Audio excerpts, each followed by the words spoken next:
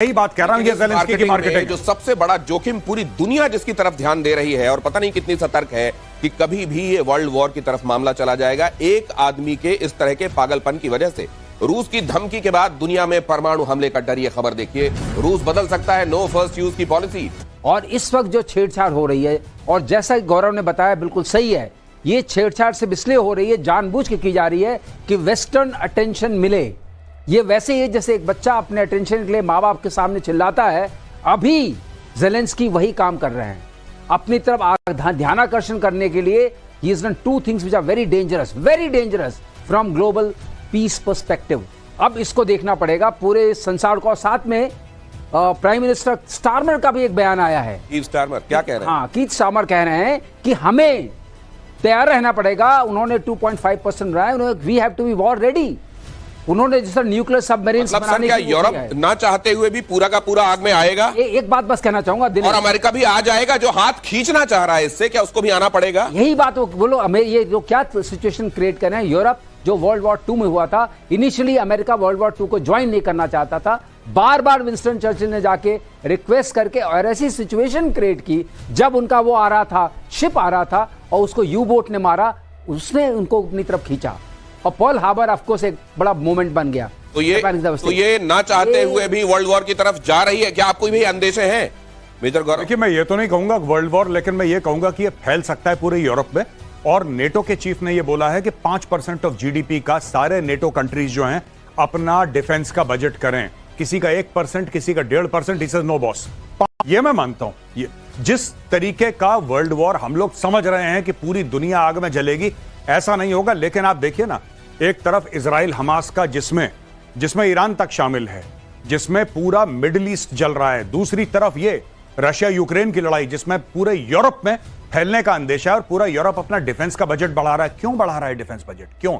हम तो यहां पे टेलीविजन स्टूडियो में डिस्कस कर रहे हैं। यूरोप की कंट्रीज जो नेटो की कंट्रीज हैं, काफी सारी उसमें यूरोपियन कंट्रीज हैं, नेटो के देश कह रहे हैं कि 5% ऑफ जीडीपी हम कमिट करते हैं। आप सोच लीजिए, कोई भी देश, छोटा देश कहता है 5% जीडीपी डिफेंस में जाएगा। आप सोच लीजिए वो क्या करना चाह रहा है, उसको कितना खतरा महसूस हो रहा होगा कि अभी रूस आएगा। जिस दिन पुतिन सनका, मैं आपको बता रहा हूं, ये जो छेड़ रहे हैं ना, इसको ये क्यों छेड़ रहा है?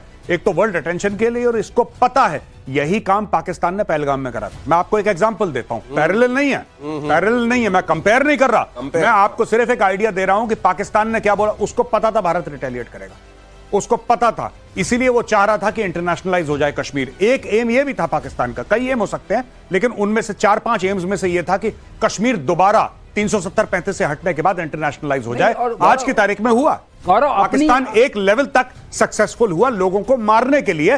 कश्मीर का इश्यू इतना इंटरनेशनलाइज नहीं हुआ, लेकिन हां, उसने भारत में आके इनोसेंट सिविलियंस को मारा। यह बात सच है। नहीं गौरव, ये भी तो था, पाकिस्तान को ये था अपने आप को हाइफनेट करना था भारत के साथ। भारत प्रॉस्पेरिटी में इतना आगे बढ़ रहा था, चौथे कदम में पहुंच रहा है इकोनॉमी में, but still they wanted to hyphenate and वो इंटरनेशनलाइज करना था। तो कैसे करेंगे? एक छोटा सा हमला कीजिए, उसके बाद भारत हमला करेगा, अपने आप ये बात तो लोग कहेंगे इंडो पाक वॉर। तो इंडो के साथ पाक में हाइफन, मतलब कहीं उसके साथ चर्चा में, हाँ, कि हम बराबर के किसी बड़े पहलवान के साथ वैसे बराबरी नहीं कर सकते, तो ऐसा कुछ चर्चा में आ गए कि चर्चा में उसके साथ आपका नाम कहीं ना किसी बहाने लिया जा रहा है। ये देखिए बड़ी बात, और ये एक्सपर्ट ही बता सकते हैं। अगली खबर देखिए, अमेरिकी गोल्डन डोम की काट निकालने में जुटा चीन ने नई स्टेल्थ टेक्नोलॉजी विकसित करने का दावा किया। J-35 ऐसा होगा, J-20 किसी ने देखा नहीं है वो। ठीक है, दूर से शो में अगर कोई शो हो गया कहीं पे, एयर शो, उधर देख लिया। किसने चलाया है, किसने ऑब्जर्व करा है, कौन इसकी कॉकपिट में बैठा है, किसने उड़ाया है इसको, ये सब चीजें पता ही नहीं। किसको बेच रहा है चाइना, कौन खरीद रहा है? तो ये जो चाइना रखता है ना, और चाइना का जिसको हम लोग यूपी में कहते हैं ना भौकाल, चाइना ने भौकाल बना रखा है अपना कि अरे चाइना की टेक्नोलॉजी फलाना। गोल्डन डोम, अच्छा दूसरी एक और बात, आपने गोल्डन डोम के संदर्भ में हम चर्चा कर रहे हैं, क्या ये जैसे ये होता है, हम एक जमाने में ये भी होता था कि भाई इधर सचिन तेंदुलकर होंगे तो उधर से कौन होगा? क्या शोएब अख्तर होगा, वसीम, कुछ नाम जोड़ने की कोशिश होती है। क्या उधर से गोल्डन डोम एक नाम हमने सुना, तो इधर से भी कि हम ऐसा स्टेल्थ कर देंगे और ये कर देंगे, ये वो भी है क्या? मैं एक बात आपको बताता हूं, ये गोल्डन डोम वगैरह एक हायर लेवल पे ठीक है, लेकिन अभी जो यूक्रेन ने करा रशिया के खिलाफ, उसमें कौन सा गोल्डन डोम काम कर लेता? अगर होता तो सही बात, होता तो सही बात। और वो पता है क्या, वो शादी वाले ड्रोन जैसे हैं वो। वो जैसे शादियों में होता है ना ड्रोन जो खींचता है कि हाँ मेरी हैरानी इस बात को लेकर भी है कि वो शादी वाले ड्रोनों के लिए भी उतनी सेंसिटिव जगह पर क्या रशिया के पास कोई एयर डिफेंस मैकेनिज्म नहीं था? ड्रोन इतने छोटे हो गए, अब क्या करेंगे? और ये मैं आपको एक और बात बताऊं, ड्रोन गए ऊपर, ड्रोन गए ऊपर, सीधा उसने जहाज में क्रैश करवा दिया, सारे जहाज जल गए।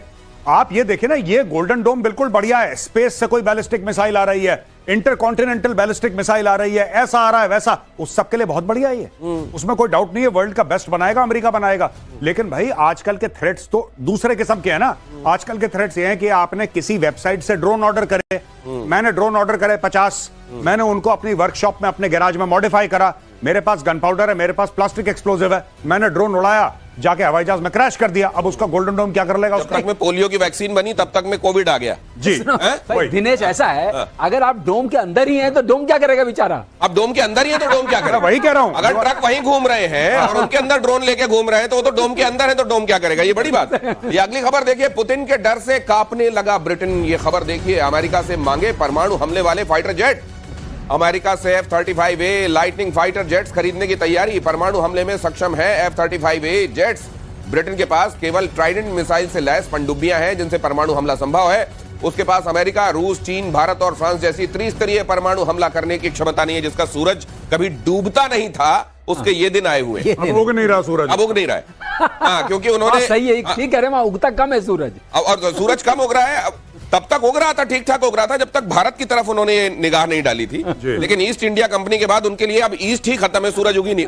जी क्या कह रहे थे आप? मैं ये कह रहा था कि जैसे ये न्यूक्लियर ट्रायड जो है सर, क्या ये बड़ा फॉर्मिडेबल, मतलब अगर किसी के पास ये ताकत है, जैसे पाकिस्तान के संदर्भ में हम बात कर लें कि उसके पास वैसी पनडुब्बियां नहीं है, और हवाई जहाज क्या कर सकते हैं वो हमने देख लिया।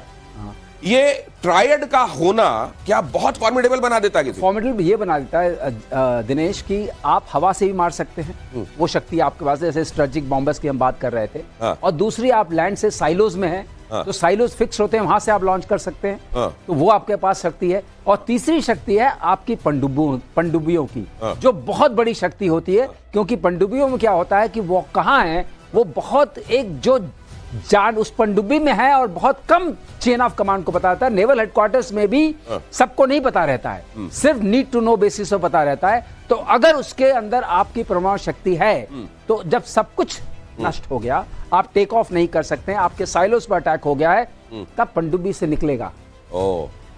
तो इसलिए ट्रायड ये अश्योर करता है सेकंड स्ट्राइक कैपेबिलिटी आपके पास है। अभी रशिया करने की कोशिश कर रहा है, वो कह रहा है कि हम फर्स्ट यूज में, तो इसको अपने दर्शकों को समझा देते हैं। देखिए, परमाणु वाले जो पहलवान हैं, उन परमाणु वाले पहलवानों में दो तरह की कैटेगरी है। एक परमाणु का पहलवान वो है जो किसी तरह एक थप्पड़ तो मार लेगा, लेकिन दूसरा थप्पड़ फिर से चलाने की या दूसरा दांव मारने की उसमें ताकत नहीं है।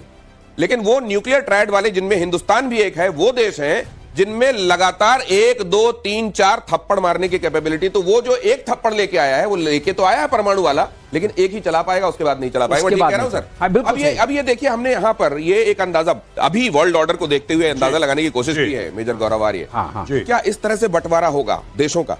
क्या एक तरफी? और ये स्पेशल ग्राफिक बनाया, बहुत कमाल का ग्राफिक है, इसके लिए हमारी टीम को साधुवाद। Britain, Israel, France, Poland, Sweden, Australia, दक्षिण Korea, America, Canada, Germany, Italy, Norway, Finland, Japan, क्या ये एक तरफ होंगे? क्या चीन, बेलारूस, सीरिया, रूस, ईरान, नॉर्थ कोरिया, क्यूबा दूसरी तरफ होंगे? क्या ये आइडिया लगता? अगर ऐसा होगा जी, तो फिर मैं ये भी बात करना चाहूंगा कि हम अपना नाम किस तरफ कैसे देखें। जी, मैं आपको बता देता हूं दिनेश, ये ऑलरेडी है, ये होगा नहीं है आज की तारीख में जी। और एक लूज कोएलिशन ऑलरेडी बन चुका है। नेटो क्या है? नेटो तो वही है ना जो लेफ्ट हैंड साइड में है स्क्रीन। जी, जी, जी, जी। Most of the countries are part of NATO, वही तो है। और राइट हैंड साइड में आप देखिए कि सबसे बड़ा वहां पे जो इकोनॉमिक सुपर पावर है वो चाइना है, और सबसे बड़ा मिलिट्री सुपर पावर रशिया है वहां पे, और ईरान, ये जितने भी स्टेट है। अब मैं आपको बताता हूं भारत का है। G20 जब हुआ था, भारत ने बोला था कि अफ्रीकन यूनियन, भारत ने उसको परमानेंट मेंबर बनवाया, मोदी जी ने जब स्पीच दी।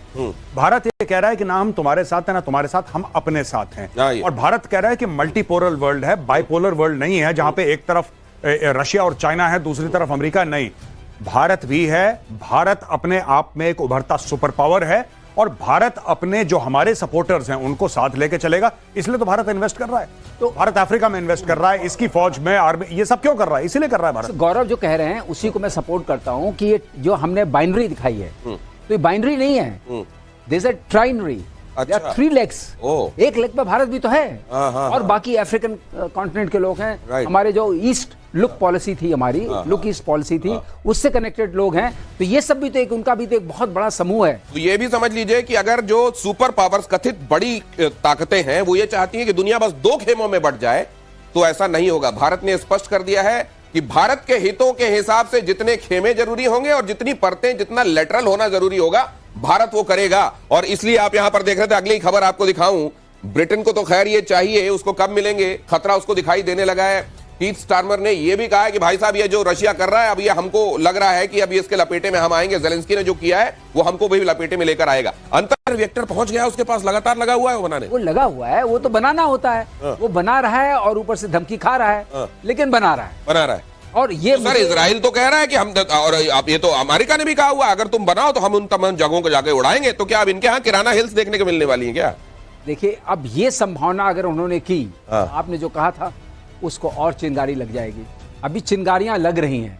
तो इन्होंने बोला है, गौरव ने, कि एक चिंगारी लगी जो आपने 40 स्ट्रेटेजिक बॉम्बर्स को मार दिया उससे, दूसरी लगी पुल उड़ा दिया, और तीसरी चिंगारी ये होगी। इसके बाद आप बताइए, वर्ल्ड वॉर 3 जो आप बोलते हैं, इसका मतलब participation of most of the countries. लेकिन ये सारी वॉर जो है, आपने देखा, यूरोप सेंट्रिक होती है।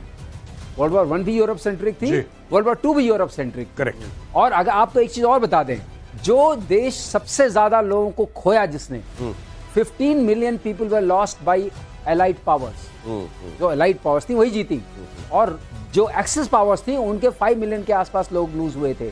तो सब मिला के जीता कौन? जहाज भी आप देखेंगे, उनके कोई 12,000 गए थे, इनके 5,000 के आसपास गए थे।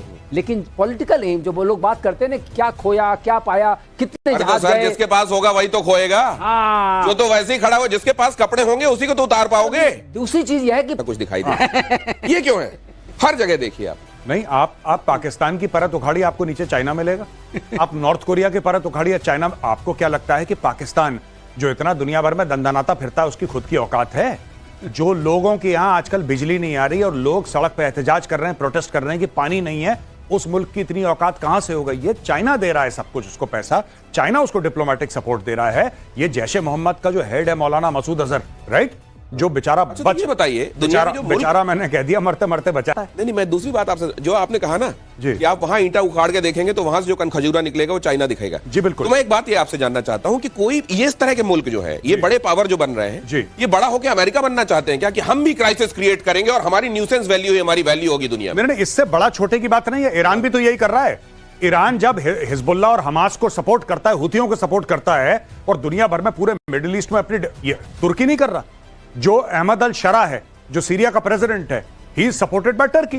तो ये दुनिया में बहुत, हम लोग नहीं करते वो अलग चीज है, we are not doing it. लेकिन हमसे जो काफी गरीब देश हैं, जिनकी डिप्लोमेसी हमारी जितनी नहीं है, जिनका पैसा हमारे जितना नहीं है, जिनका रसूख हमारे जितना नहीं है, जिनकी फौज हमारी जितनी नहीं, वो लोग कर रहे हैं, खुलेआम कर रहे हैं भाई। ईरान कर रहा है। ये जो मेजर गौरव आर्य बता रहे हैं ना, प्रधानमंत्री नरेंद्र मोदी जब ये कहते हैं कि अगर भारत ताकतवर बनता है तो दुनिया ताकतवर बनती है, अगर भारत का मंगल होता है तो दुनिया का मंगल होता है, अगर भारत का उदय होता है तो दुनिया का उदय होता है। ये क्यों होता है? इस नियत की वजह से होता है। बाकी जगहों पर नियत का ये खलल आपको समझ में आ रहा है? अगली खबर देखिए, ताइवान को लेकर दक्षिण चीन सागर में तनातनी। ताइवान, लेकिन मैं आपको एक बात बताना चाहता हूं, जो अगर सुन रहा हो, जिसके पास भी डिसीजन मेकिंग कैपेबिलिटी हो, हम लोग तो टेलीविजन पे यहां पे आके अपनी बातें रखते हैं, एक बात कहना चाहता हूं, जब कश्मीर के चलते चाइना प्रॉपरली पाकिस्तान के साथ खड़ा है, जब उसके आतंकियों तक को बचाता है चाइना, और खुल के बचाता है, जब टीआरएफ के ऊपर सैंक्शंस होने वाले थे तब चाइना ने मदद करी पाकिस्तान की, जब चाइना खुल के आ रहा है, तो अब यह वक्त आ गया है कि भारत भी ताइवान के साथ सीधा खड़ा हो जाए। आपको अगर वेपन सप्लाई करने हैं, आप क्यों नहीं दे रहे ताइवान को आकाश तीर? आप उसको क्यों नहीं दे रहे पिनाका? आप उसको क्यों नहीं दे रहे ब्रह्मोस? क्यों? वाई? आप दीजिए। देखिए, जब आप इनके लिए कांटे बोएंगे, जैसे ये आपके लिए कांटे बो रहे हैं, चाइना इस वक्त पाकिस्तान का इस्तेमाल करके भारत के लिए कांटे बो रहा है, आपका भी यही फर्ज बनता है कि साहब आप भी चाइना के लिए कांटे बोएं, इतने ज्यादा कि चाइना चल ना पाए। देखिए, आपने सप्लाई करी ना फिलीपींस को ब्रह्मोस, आप वही सप्लाई, मैं तो कह रहा हूं फ्री में दो। आपको क्यों सप्लाई करनी है? ये कॉन्ट्रैक्ट आएगा, फिर बाबूजी ये कागज लिखेंगे, फिर फाइल साइन होगी। आपको पता है ना कि चाइना की किसके साथ जिंदगी और मौत की दुश्मनी है, आपको सब पता है। जिसके साथ दुश्मनी है उनको सप्लाई करो, बोला आएगा ठोक देना तुम। चाइना यही कर रहा है, तो चाइना करने की कोशिश कर रहा है। चाइना कभी भी ताइवान पर विजय नहीं पा सकता। ताइवान की सबसे बड़ी जो दोस्त है वो उसकी टेरेन है, उसका 2/3 टेरेन माउंटेनियस एंड फॉरेस्टेड है। टेरेन और सेमीकंडक्टर्स बचाएंगे क्या उसको? टेरेन और सेमीकंडक्टर्स टोटल बचाएंगे। मैं आपको बता रहा हूँ 90% से ज्यादा लोग, चाइना भी वही सेमीकंडक्टर्स यूज करता है। और एक और बता दूं, बीच फ्रंट जो है ना उसका, ये जहाज लेके जा रहे हैं, वो बीच फ्रंट कोई भी ऐसा नहीं कि जहां वो लैंड कर सके। तो ताइवान को जीतना इतना आसान नहीं है। अगर ताइवान के ऊपर लड़ाई की तो अभी मैं यूएस की बात नहीं कर रहा हूं, वो तो आएगा ही, उसके अलावा भी ये पिटेंगे, बहुत पिटेंगे। एटमी हमलों से बचने के लिए डीआरडीओ ने बनाई खास किट। अगली खबर देखिए, न्यूक्लियर प्रभाव को कम करने वाली किट। रेडिएशन एटमी युद्ध के दौरान किट कारगर होगी, घायल सैनिकों लोगों को बचाने में इसका इस्तेमाल हो सकता है। जाहिर है अगर दुनिया उस तरफ जाने का, ये दुनिया उस तरह की ब्रिंकमैनशिप पे अभी खेल रही है कि कब जाने, देखो मैं मार दूंगा मार दूंगा मार दूंगा मार दूंगा मैं, और कहीं से कोई एक गलती मिसकैलकुलेशन हो और ये उस खतरे की तरफ दुनिया बढ़ जाए। और ऐसे में आपको तैयारियां तो रखनी चाहिए, और डीआरडीओ अगर ये कर रहा है तो बधाई का पात्र है। असल में एक पूरे देश में चीजों को, खतरों को लेकर, शत्रुबोध को लेकर आगाह करने और तैयारी करने की आवश्यकता है मेजर गौरव आर्य। और मुझको यह लगता है कि उस स्पीड और स्केल में अभी गुंजाइश है, लेकिन हम दिशा हमारी बिल्कुल सही है। लेकिन आप बिल्कुल ठीक कह रहे हैं दिनेश, मैं अग्री करता हूं आपसे। स्पीड और स्केल हमारा बहुत ज्यादा गड़बड़ है और शत्रुबोध में हम लोग अभी माइनस में चल रहे हैं।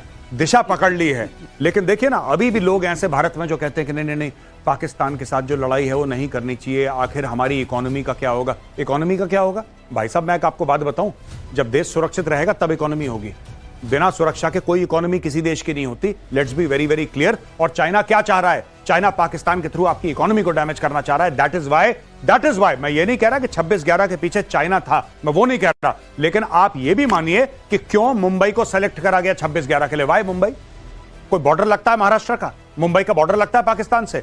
मुंबई क्यों आया? क्योंकि मुंबई भारत की फाइनेंशियल कैपिटल है। अगर मुंबई पे चोट लगेगी, स्टॉक मार्केट पे चोट लगेगी, ये सब सोची समझी चीजें। मैं फिर कह रहा हूं, I am not saying China was behind 26/11, I am saying why was Mumbai selected. क्यों मुंबई पे हमला हुआ, ये सोचिए जरा। जब आप मोटिव देखेंगे, मोटिव क्या है, तो आपको अपने आप पता लगने लगेगा कि कौन है जिसका इससे हित साधन हो रहा था। पाकिस्तान से एक बड़ी खबर आ रही है, आपके सामने रख रहा हूं। कराची की मलेर जेल है, वहां गोलीबारी हुई, पुलिस ये थे, अच्छा उनको निकाला है कि भाई आओ और अभी इतने दिनों तक रोटी खिलाई है, आओ अब गोली खा। आप रोटी खा रहा था, आप गोली खा। लेकिन ये जो गोली खा वाले लोग निकाले गए हैं, ये सोच रहे होंगे, आप बार बार इमरान खान की बात करते हैं कि एक वही परिंदा है जो नहीं उड़ पा रहा है वहां से बाहर जी। बाकी तो लोग निकल रहे हैं। एक्चुअली जो मैंने सुनी है खबर, वो थोड़ी सी इससे अलग है।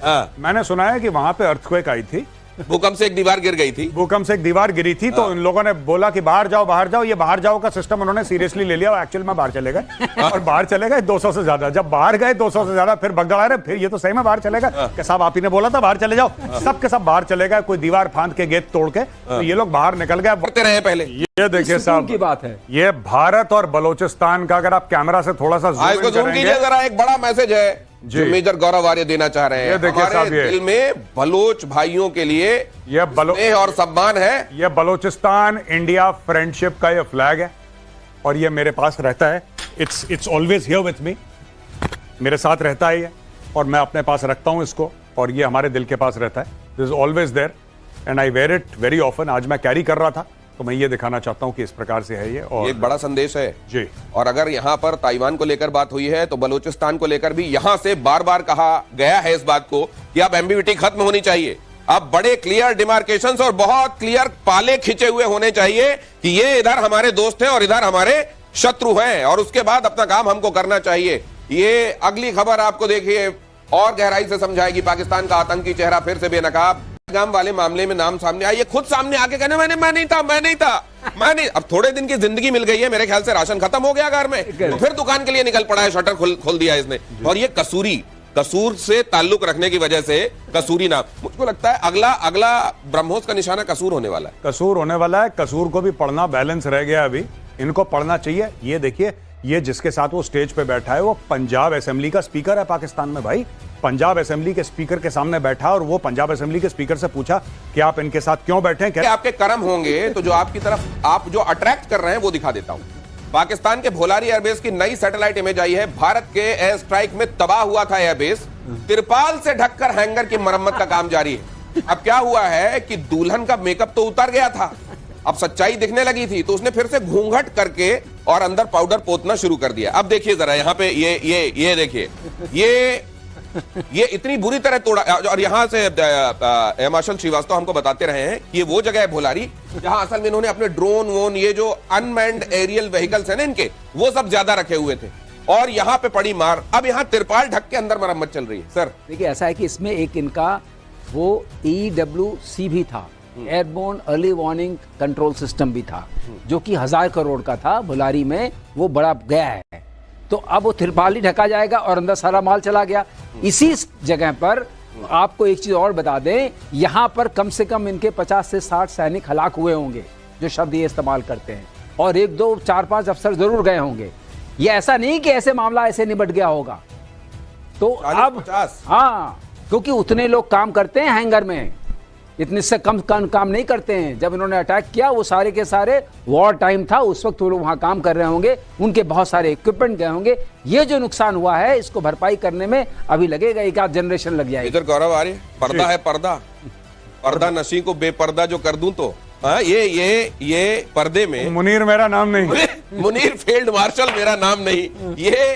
ये देखिए, इसके लिए आपको बड़ी मोटी चमड़ी चाहिए और बेशर्मी की इंतहा चाहिए। बेशर्मी जो शब्द है ना, वो भी जब आपके सामने शर्मा जाए, वो आपको होना पड़ेगा पाकिस्तान होने के लिए। बेशर्म पाकिस्तान का एक और फर्जीवाड़ा देखिए। श्रीनगर एयरपोर्ट को लेकर झूठ फैला रहा है पाकिस्तान, एयरपोर्ट को नुकसान पहुंचाया हमने कह रहा है, फोटोशॉप से प्रोपेगेंडा फैलाने की कोशिश कर रहा है।